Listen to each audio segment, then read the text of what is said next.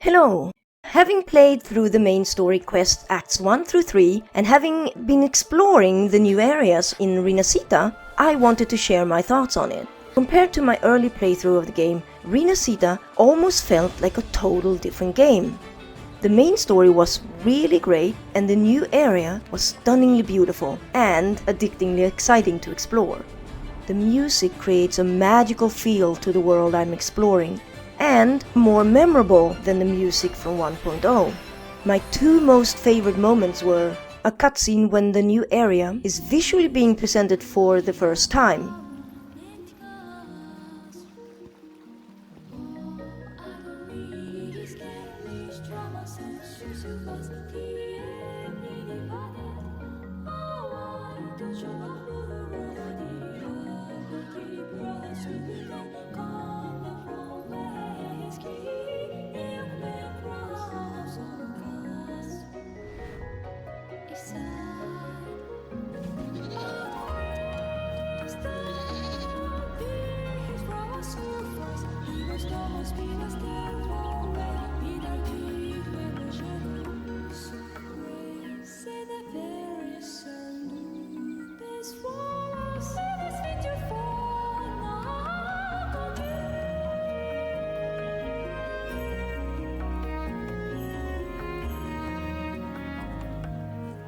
And when I was flying around with the Lorelei Echo.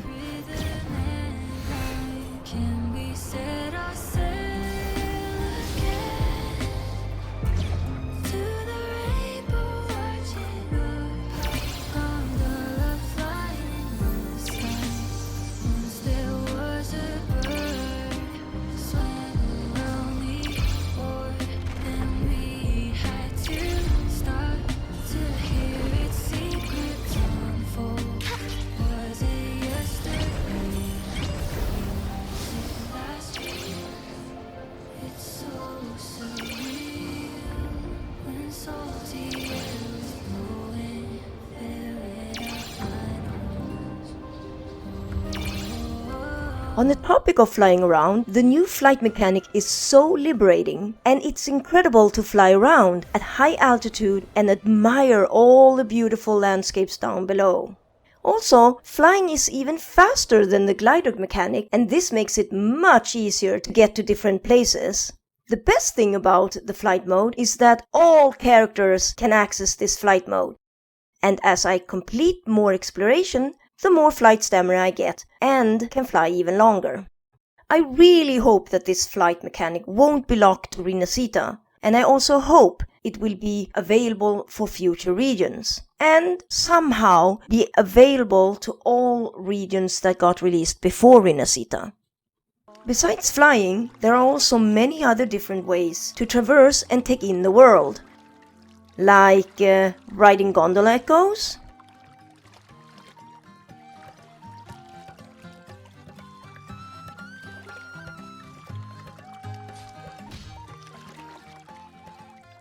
using bear jumps,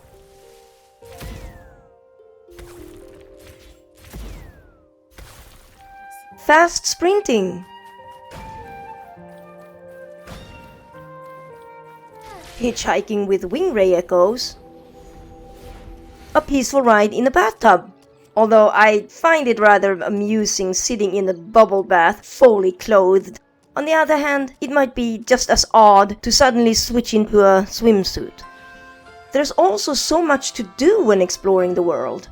By just exploring sporadically, I keep stumbling into something interesting, be it combat, puzzles, or various challenges, such as memory challenges where I have to remember a specific path to follow.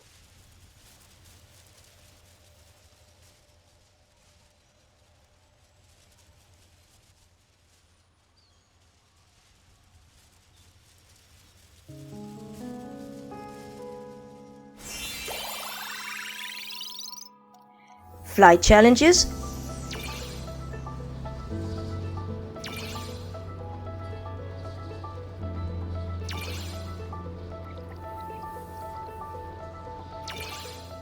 and color challenges, Although these challenges were kind of simple, I kind of wish there had also been an alternative to increase the difficulty, since I enjoy solving puzzles that are really challenging, and this actually goes for any of the puzzles that the areas have to offer. There were also amusing block challenges,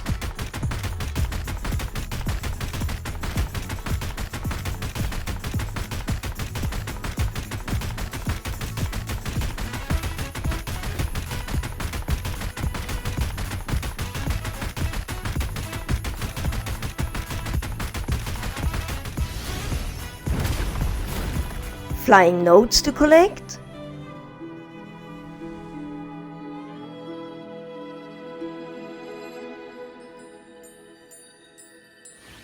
keeping inside the ring challenges,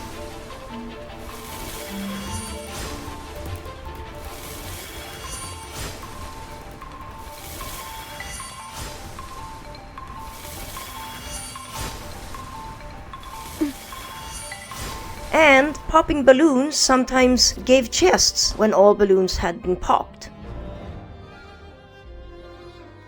At some point, when I was exploring the world, I got so immersed and had so much fun that I lost track of time, and only realized that I had been playing for more than 3 hours in one go, because the game told me so, and recommended me to take a break.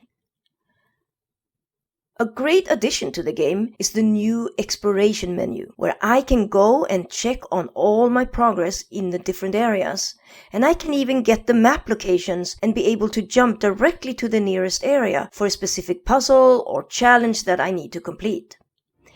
I hope this exploration menu could be added for the previous areas as well, since there are still a few things I have yet to find and complete there.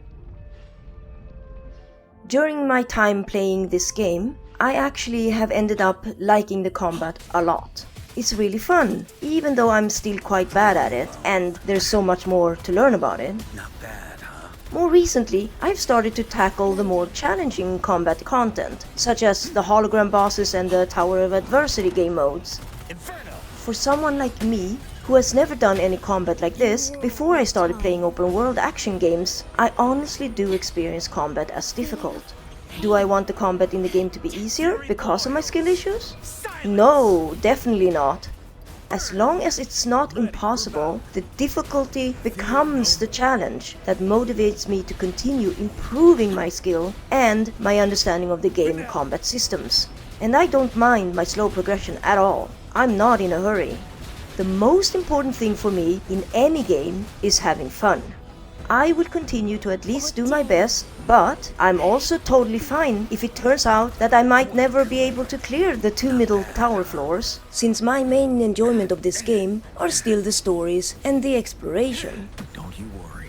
This leads me into what I really wanted to discuss. When it comes to combat, during the main story where I go up against various enemies and especially the final boss, I'm not always able to use my own team, since the game sometimes provides me with a trial team instead.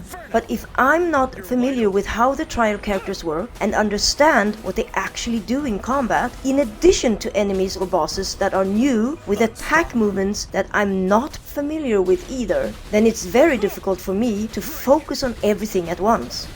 So it becomes more stressful and I end up simply button mashing my way through the combat.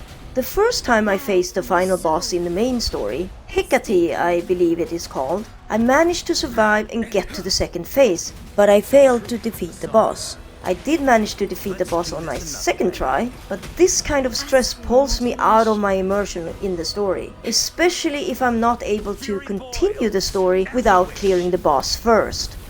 Also, this was the very first time I actually failed to defeat a story boss in this game.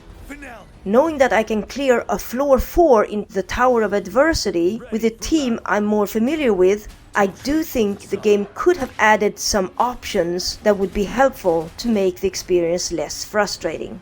So something that could have been added is some kind of toggle button for the boss fight, in which I can either switch to my own team members that I'm more familiar with, or switch to the trial characters that the game provides. Another idea is to have some kind of toggle button in which I can choose to lower the difficulty of the story boss mode if I end up getting defeated to it for the first time. This toggle button could also include a choice to raise the difficulty for those players that feels that the story boss might be too easy to defeat. When it comes to the main story, I enjoyed it in so many ways, even though the story had some slow pacing at the start of the main story, with some long dialogue sections. But the pacing in general was good, and by the time I concluded Act 3, I felt like I didn't want it to end. Even if Act 3 felt like it had some kind of conclusion to it, it still left question marks to ponder on until we get the next acts. So I'm really looking forward to what comes next. Wuthering Waves has become one of my favorite games, with game content that is enjoyable to play and doesn't feel like a chore. And it's the game I'm playing the most right now. Well, that's it for this time. Thank you for watching. Bye bye.